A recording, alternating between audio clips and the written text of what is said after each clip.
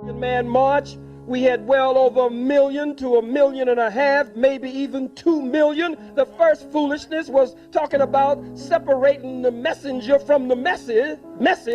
Close to 1.5 million. 2 million. Say he saw 400,000. Why?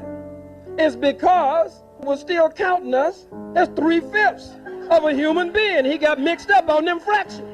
30 years after Dr. Martin Luther King Jr., 30 years after Martin Luther King Jr., a rise in the Ku Klux Klan, a rise in the Aryan Brotherhood, a rise in the American Nazi Party, a rise in the skinheads, a rise in militia groups, a rise in right-wing paramilitary hate organizations and hate groups and night riders and day riders as existed during Reconstruction.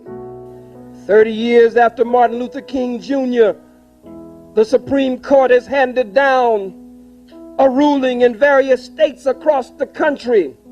30 years after Minister Malcolm X, Brother Omar Wale, El-Hajj Malik El-Shabazz, one believing in civil rights, one believing in human rights. 30 years after both of them, Malcolm said we must vote in a solid block, that we must vote in a black solid block. 30 years after Malcolm, the Supreme Court has handed down a decision ruling it unconstitutional for you to have what they call majority minority voting blocks. And so gerrymandering and remaneuvering, and so now they're taking small black districts, brown districts, and dumping them over into bigger white districts to bust up your black voting block, which lets you know that you can register to vote all the hell you want to, but voting will never get your behind out of this condition. You running around registering to vote. Some of you, you don't have to clap for me. You say, well, he's stepping on some toes now. And I know they got that camera running, and I don't want the camera to catch me applauding because I'm really with these folks and I'm with those folks. You should be with the truth. Stand up for the truth. Stop dilly-dallying. Stop pussyfooting. Stop beating around the bush. Tiptoeing through the tulips. Speak the truth regardless of circumstance and stand up on the truth from the cradle to the grave. That's your divine responsibility and duty to our people here, generations yet unborn, and to our ancestors who have gone on. That's your duty, and that's your responsibility. The voting blocks being busted up today. Unconstitutional to have a so-called majority minority voting district. 30 years after Dr. King, the white man is killing us, it appears, like never before. You talk about slavery. You talk about the plantation. You talk about lynching. But when he kills in St. Petersburg or Pittsburgh or wherever we are, it's 3 over here, it's 5 over there, it's 10 here, it's 20 there, it's 50 over there. He's lynching us today with a modern kind of lynching, and he's killing us today faster than he killed us on the plantation. You can't hang as many of us from a tree and put a noose around their neck as you can pulling the trigger with an automatic and a semi-automatic weapon. But you miss 30 years after King and 30 years after Malcolm making a careful, critical, and correct analysis of what's going on. Because some of you still want to hold on. Some of us are crazier today than we were when Malcolm was here, than we were when Martin was here. Some of you got your tikis and your sandals and your boobas and your dashikis and your red and your black and your green and your mud cloth and your kente cloth, and Christmas you had a damn Christmas tree in your house.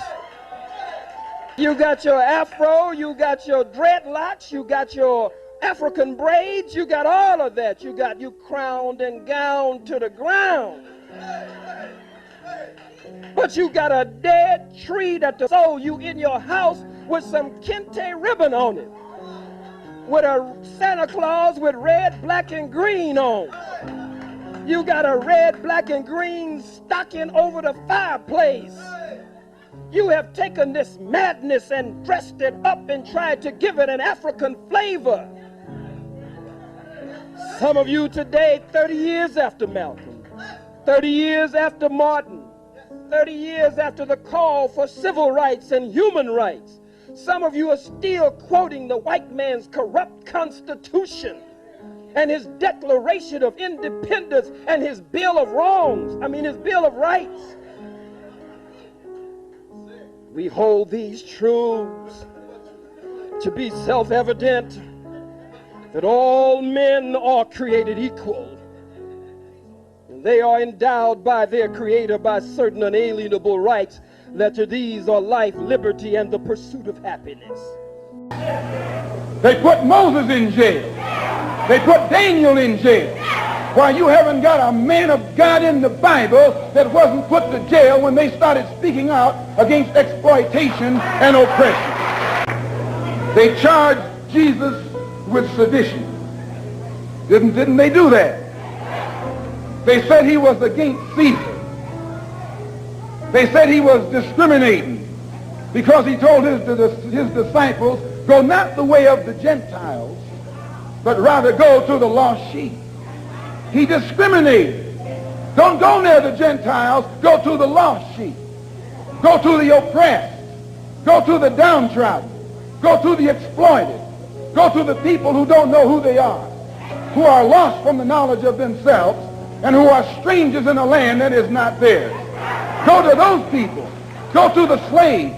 Go to the second-class citizens. Go to the ones who are suffering the brunt of Caesar's brutality. And if Jesus were here in America today, he wouldn't be going to the white man. The white man is the oppressor. He would be going to the oppressed. He would be going to the humble. He would be going to the lowly. He would be going to the rejected and the despised. He would be going to the so-called American Negro. Black and ethnic minorities, despite the fact that you like to refer to us as minorities, we are not a minority. We are the majority on the planet. And we outnumber Caucasians, who are a very small minority on the planet. We outnumber you a minimum of 11 to 1. That's the reality.